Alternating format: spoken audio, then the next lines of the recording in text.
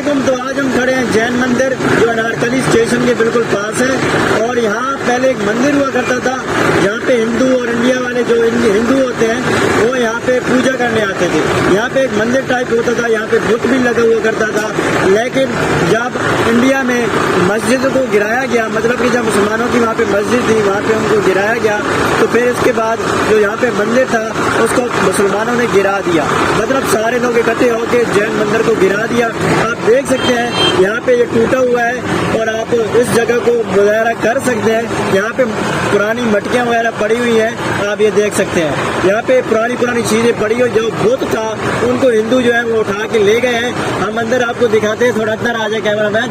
ये देखिए ये पुरानी चीजें पड़ी हैं, लेकिन जो मंदिर था उसको हिंदू जो है उठा के ले गए, क्योंकि उसकी जो कीमत है वो काफी ज्यादा होती है। और यहाँ पे अब नया कुछ बन रहा है, क्या बन रहा है यहाँ पे नहीं पता, लेकिन यहाँ पे कुछ नया बन रहा है। सीमेंट वगैरह चालू हो सकी है, लगता है गवर्नमेंट की तरफ से जो कुछ है ना वो बनने जा रहा है।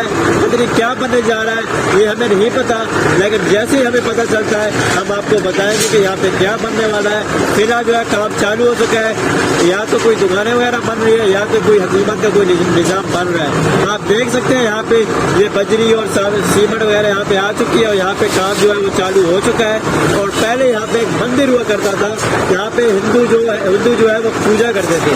पहले यहाँ पे हिंदू पूजा करते थे। यहाँ पे कुछ समाज जो है अभी इसके अंदर लगा हुआ है और कुछ जो है हिंदू ले गए थे, क्योंकि मुसलमानों ने इस पर अचानक हमला करके इसको तोड़ दिया था। इंडिया वालों ने मस्जिद गिराई थी, उस मस्जिद का नाम बाबरी मस्जिद था।